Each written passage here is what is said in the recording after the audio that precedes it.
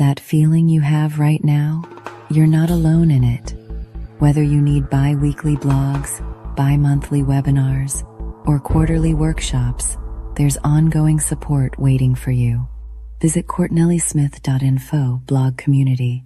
Ready for more personalized support? Click Book Me.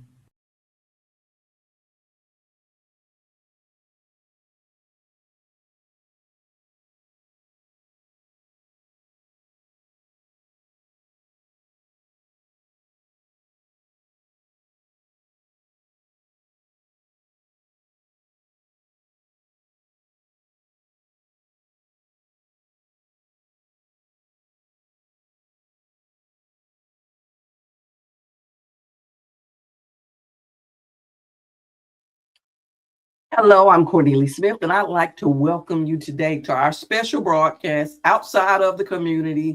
So you know what we're doing inside of the community, just in case you want to join us. Today, we're talking about the space before goodbye. And what's the space before goodbye? What is it really talking about? It's talking about anticipatory grief. It's the grief we feel before loss actually happens. It shows up in illnesses, aging parents, dissolving relationships, job instability, layoffs, leadership changes, or major transitions. And why is this conversation important for now? At home and in the workplace, we sliding into the holidays, and grief gets to be one of those things that begin to be a little harder to bear, becomes a little bit heavier, becomes a little bit darker in this season. And it's a place we need to help so we can give people a little bit of light right now. So on this Lunch and Learn, I want you to be aware of the people around you, aware of your own emotions and feelings, so that if you see somebody who's showing any of these signs of anticipatory grief, I will give you some methods and then help you with some skills to help you bring them out of the darkness. We want everybody to have a path through their grief. So today I'm going to jump right on in and start, because I think I stacked in a little bit of meat and going to go a little bit over an hour today. So hopefully you got your lunch with you. If you're watching it live or you watch it in the replay, you can pause and watch it a little bit later. But the key is to have a little notebook with you so we can talk about some of these key points. One of the things we want to start about, what is anticipatory grief? Why is it important to talk about? Because it's one of those speak a lot about in the grief community. We talk about it when the incident occurs, whatever that situation or circumstances is that causes us grief. But a lot of times grief is before the loss occurs, when somebody gives you an announcement or a notice that something bad is going to happen later. Not even bad, but a transition or a movement or a change that's going to occur in your life. You're not going to be where you are right now, and you have to make a shift in your mind, your emotions, or your spirit to give you the strength to position yourself in a thriving position for that future expectation. And the key is for that future expectation. Are you preparing yourself for that future expectation? So when it talks about that, if somebody tells you something, how do you emotionally react? How do you physically react?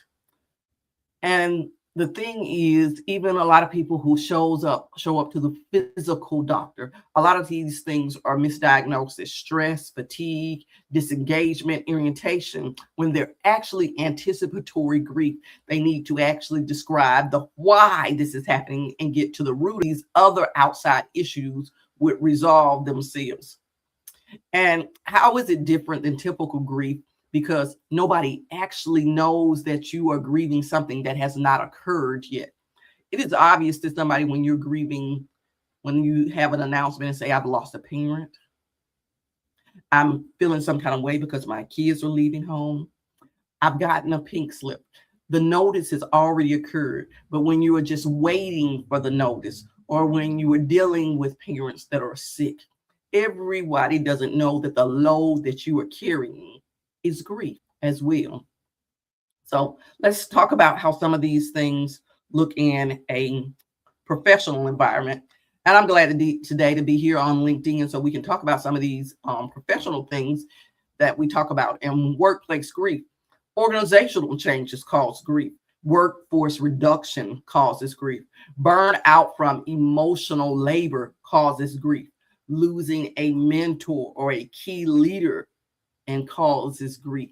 And not sure about your team, if that position or that group is going to still exist or how the members are going to disperse. That is also a type of grief that is causing disruption within organizations. So that is an angle we need to make sure that we keep our eyes out for when we are in the workplace. Now, coming over to the personal angle, looking at it from the other side, preparing for medical decline. I've had to raise my hand on that one because I'm not in my 20s anymore. So things happen and you have to transition because you can't do what you used to do, and you're preparing for that. Sometimes you can't prepare for dementia or a terminal illness, but if you know those things are coming, divorce, separation, major life transitions. And the key is we have all experienced these things at some point in our lives. If not, let's live a little bit longer and we'll see by and by. So what I want you to think about right now in this little moment of while we're having this conversation, I'm going to send you into a mini reflection, 2 minutes here. And what I want you to think about, what loss have you been bracing for lately? What do you think is coming? What do you know is coming? What are you bracing for lately, personally and or professionally, that you feel like your emotions or you have stressed and gotten so tight that you cannot focus on today, right now? I'll give you a little reflection and think about it.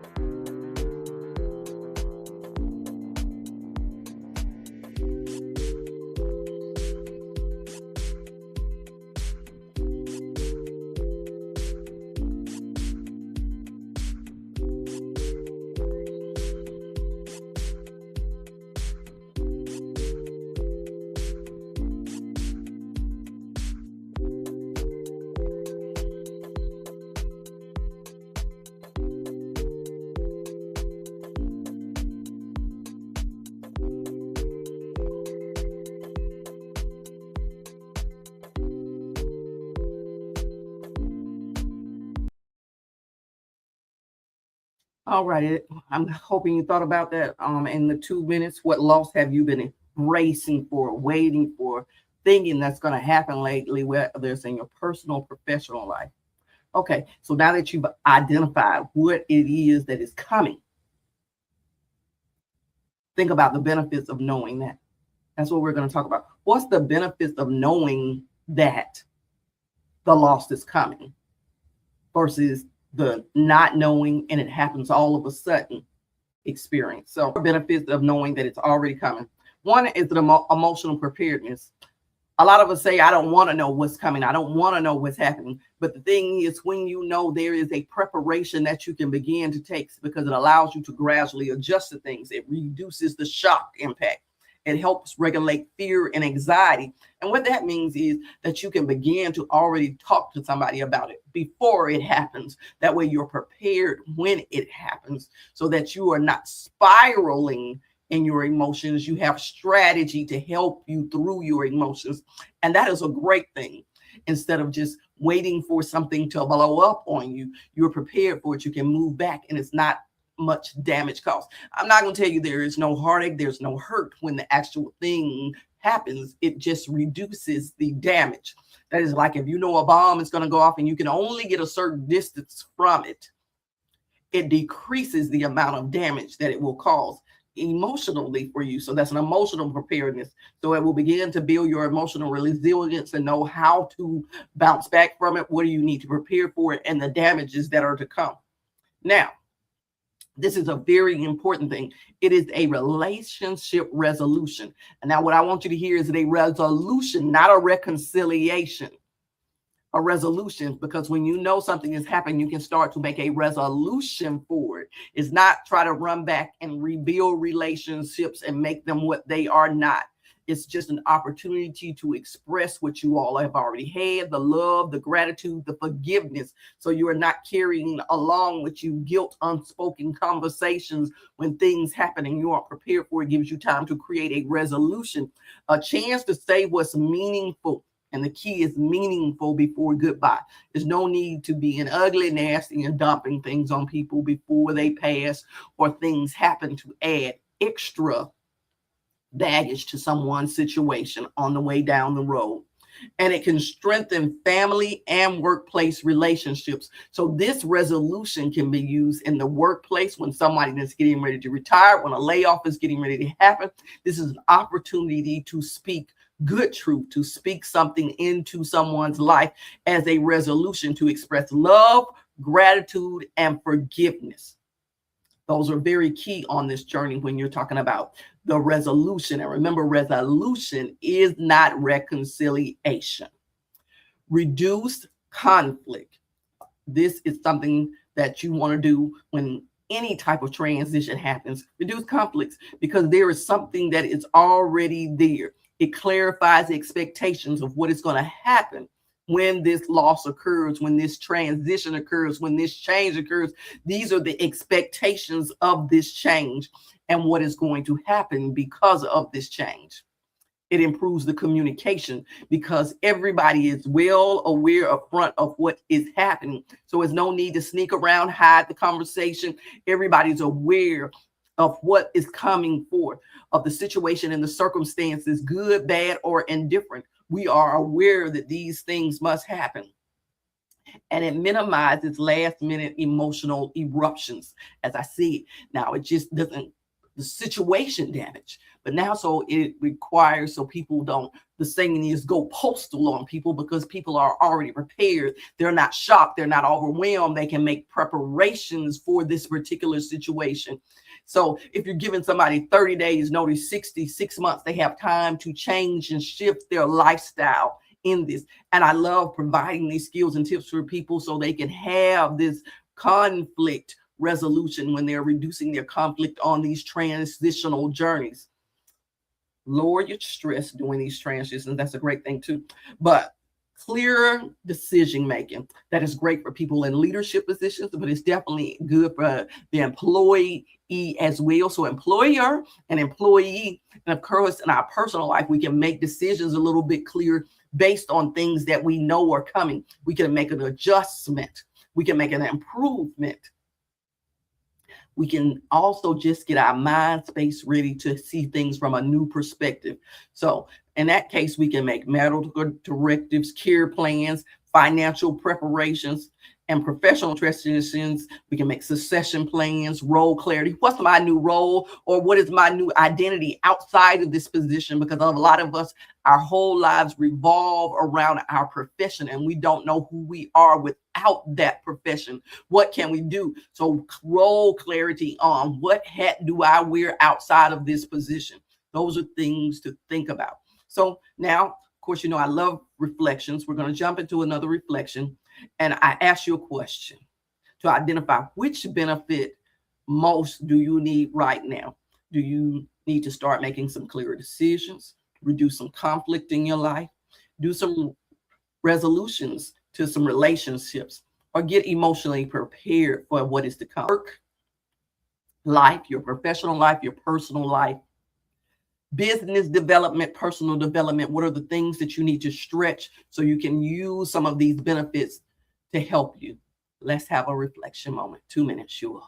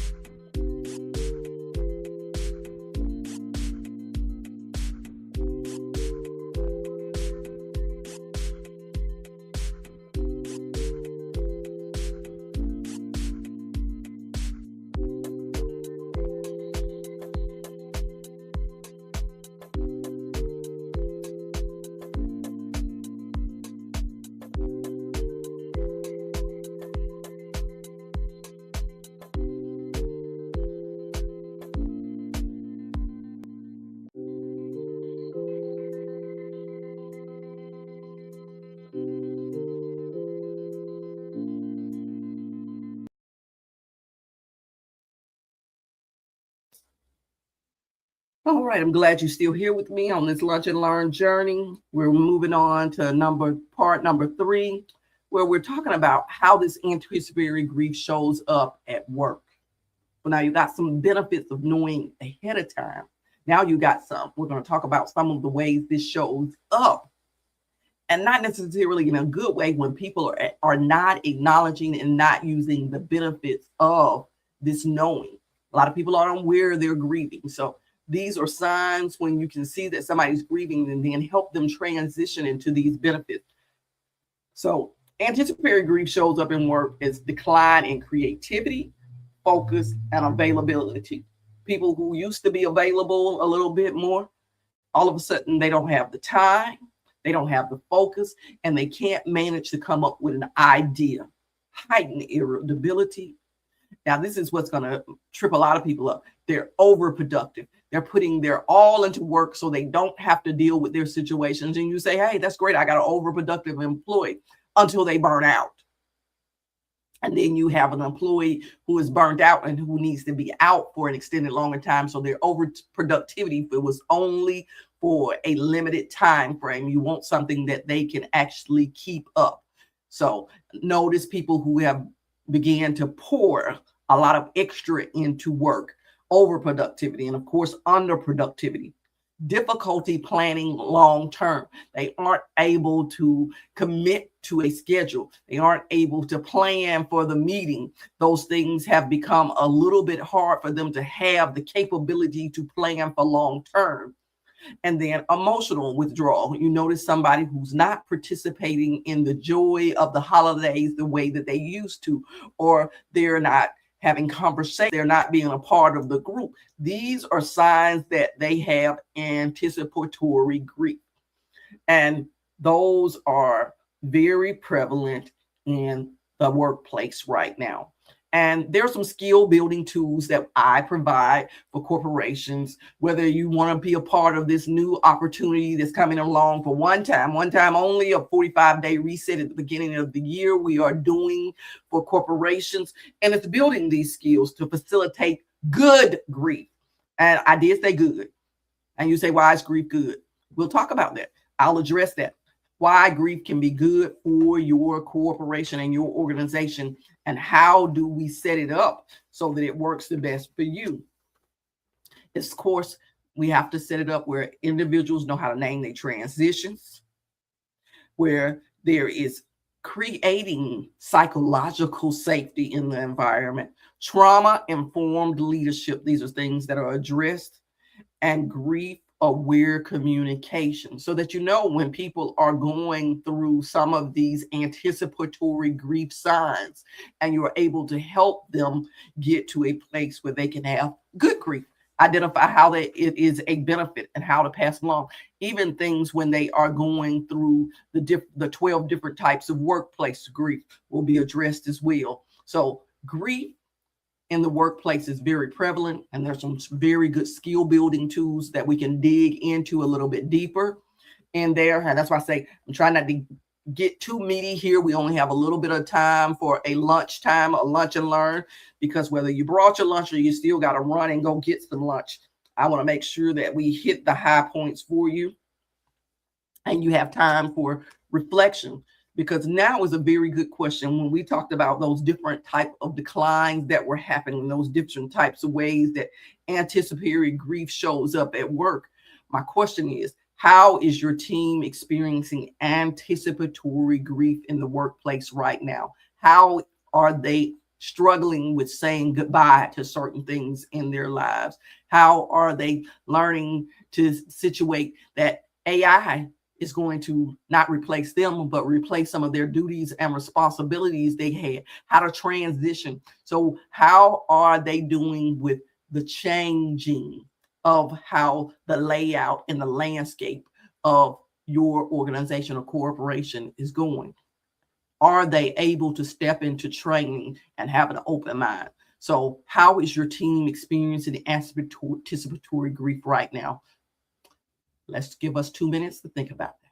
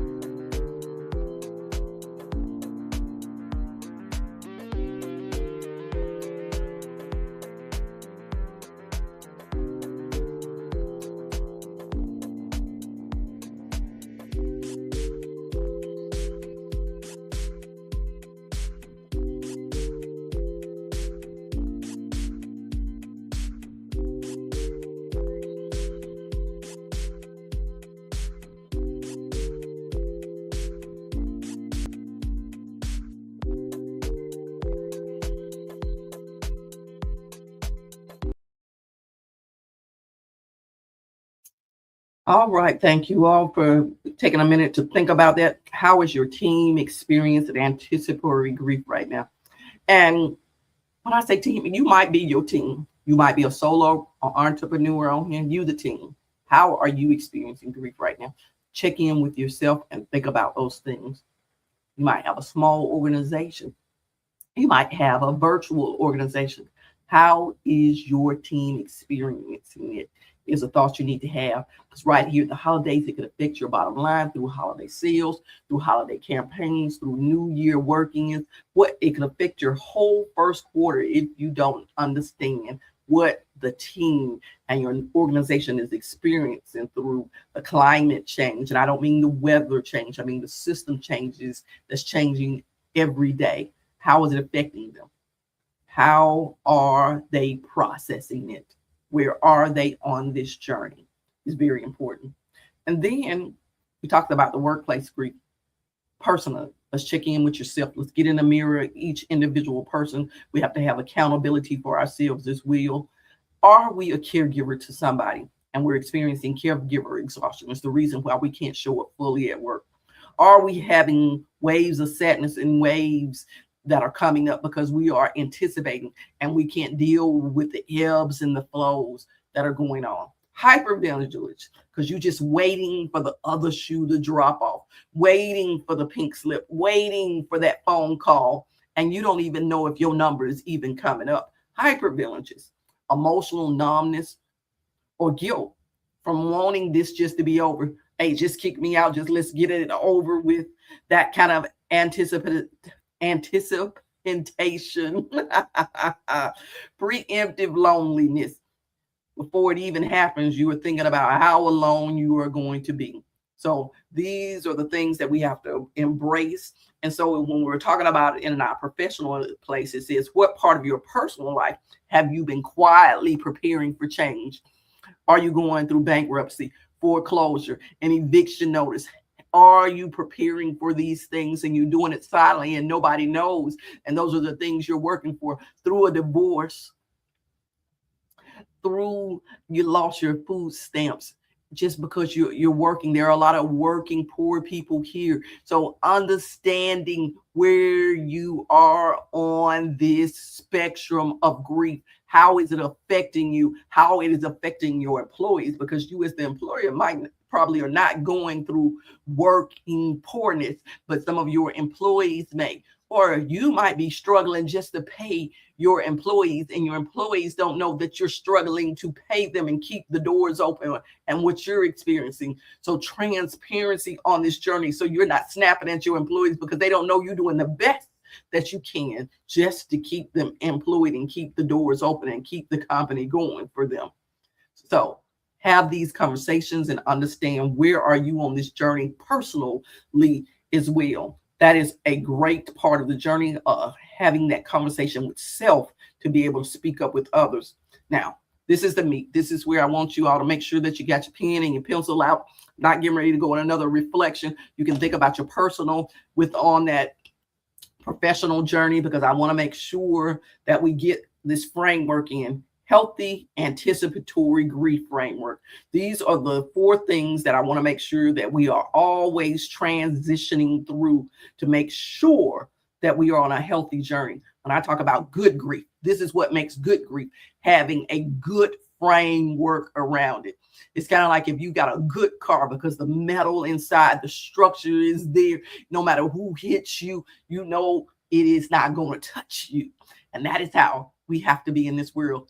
It is not going to touch you. A weapon may be formed against you, but it shall not prosper. It shall not prosper. And this is the framework that you're building around yourself. And it is called the 4R approach. We are putting on the R's today, how to deal with them so that whenever something is coming against us, it does not harm us. It just puts us on a better path to what is for us. Number 1, recognize. Recognize what you're feeling, recognize what you're going through, your personal fears, your dreads, your sadness, professionally, instability, uncertainty, emotional fatigue. Recognize the situation that you're in and how you are expressing it. A lot of times we know what is going through. Recognize you, recognize who you are right now. In the best of circumstances, most of us are great people, good people. We are kind, we are nice. We're always uplifting. But in those situations, what are you doing right now? Have you withdrawn yourself? Are you still pouring to people? Are you still giving to people? Are you bitter, bossy, snappy, uncertain, depressed, very dark, doomsday type of personality? Check yourself and recognize where you are. This is my most favorite part of it is release. Ah, a lot of people say, well, I can't let go of it. Okay, well, then you are going to be that person where it breaks you. And the key is that the weapon is formed against you. It is not going to prosper. This is the place where emotional resilience has the most responsibility on you. And you have the most control over it. It's where you release. Release, number 2, is my favorite thing. Release. Let it go. And what it's you letting go is unrealistic expectations and emotional pressure. We have these expectations we put on ourselves, we put on others, and they are unrealistic. Now, if somebody tells you something and you have the capability to change it or alter it, show up with the nothing impossible God, and he will straighten it out. But if you know it's going to happen no matter what, let it go and move on to something better. Let it go and move on to something better. What is this? I must stay strong becomes, and that's what you are. Human, and you know you got some things you just got to let it go. We can do all the exercise in the world, yes, and live a little bit longer, look a little bit better, go through all the processes, but there is a point in our life where age will tell on us, where life will be lifing. And we have to be able to release that part of life so it does not stress us to the point we're holding back. It's unrealistic. So an unrealistic expectation, an unrealistic emotional pressure that you allow other people to put on you because they tell you how you should be feeling, how you should be acting. Don't do it. Don't take on the baggage of what other people feel or what you feel other people need you to do. Release that baggage and let it go. For the thing that you can't show emotion that works, that is not true. Be vulnerable, be truly transparent. Don't be a wreck, but be real and be transparent. And I did say don't be a wreck. There's time that you have leave from work. Take it if you need to be a wreck. Show up where you're still able to do your job. You feeling and speak it how you feel it and understand. Be respectful and on when you speak and how you feeling. Number 3, reorient. Shift your perspective. A lot of times we only have one way of seeing things, and that's the way that other people have taught us to see things. I love speaking to clients and giving them another perspective or multi perspectives on how they can see a situation for the good, the better, and the best. And honestly, in life, that's all that I can see is the good, the better, and the best, because that is all that my God has planned for me is the good, the better, and the best. So if you join me and choose my God, yes, when you join me, you automatically are choosing to walk with me and my God, and he is going to create a plan for you, for your good, your better, and your best. Yes, so that way when you can shift that perspective to the good, the better, and the best, you can understand what to control, what you can support, and do not need, what matters most during the transition. It's called just prioritizing perspective of what is necessary in this moment. Yes, every time cannot be the same. But the thing is, prioritize and perspective of what is needed versus what is desired. Reorient. And number 4 is respond. Move with intention, not panic. And if you all heard me earlier use the word spiraling out of control, that is not intentional movement. That is letting the situation dictate your movements. Intentional, when you hear something, go make a plan. And how this can look, this new thing that's coming forth for you. How does it look? And if you aren't sure, ask for help, set boundaries, initiate conversations around this, prepare resources, and strengthen your support networks.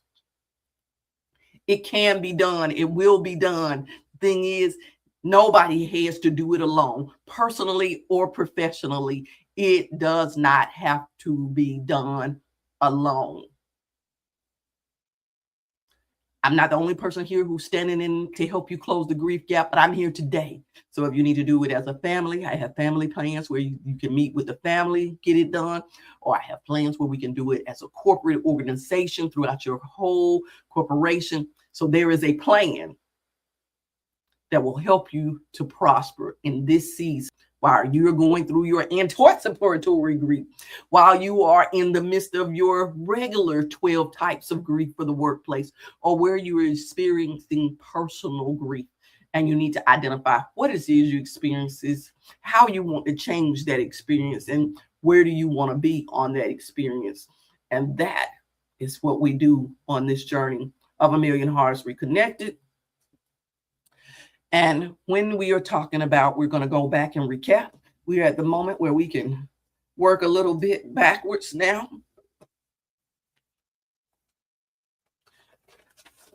When we're working a little bit backwards, what we're going to do is to close this out and think about the things that we talked about. We talked about how it shows up at work, how it shows up personally. What is anticipatory grief? The 4 R's of the framework, which was to recognize, release, reorient, and respond. And so, what is one thing you need to recognize, release, reorient, respond to, that you have just been ignoring, not acknowledging, or not being real with yourself? And so the thing is, go through this for yourself. Take a moment. If you didn't have time on this lunch break, if you didn't have time now, go back and look at it and replay. Share it with somebody, a friend, a family member, or somebody who you know is going through anticipatory grief. And the thing about it is, with anticipatory grief, all of us are going through it probably every day as something over something. And we need to learn these skills so that we understand how to do the through. Some of us see things as grief a little bit higher, a little bit anxious about more things than other people. Some of us have gotten a place where we are at a level of emotional resilience, and we know how to let it go and keep it moving and reorient and keep it moving all the time and respond in a godly way. I always like to say that people know how to not look like what they've been through, but they act like what they've been through all the time. And you can tell that in their response. So be sure that you are dealing with your R's, and your R respond framework is still being in a good manner. But I said, be what you want other people to be to you in your response. How do you want them to respond to you? That is moving with intention, doing the research, correcting your voice, correcting your actions in that place. So what's next? What's next after these webinars? What comes next? We do these webinars bi-monthly, so twice a month. 2 more weeks I'll be not right here.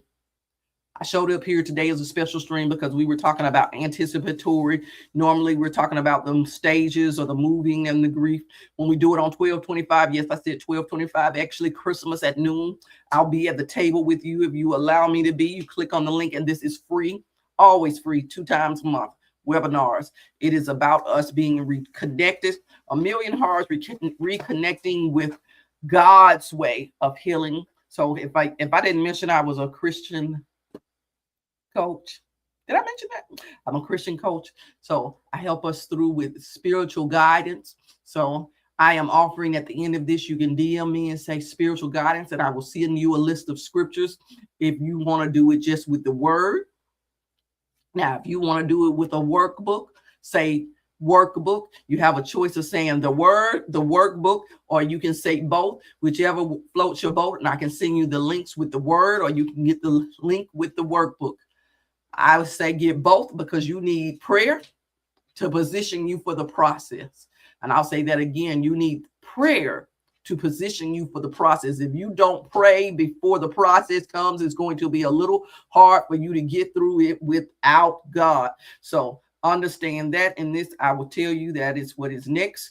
Tell me if you want pray, the process, or you want both. If you don't want either and you just want to stay connected, I got a link to my website where you can get the blog.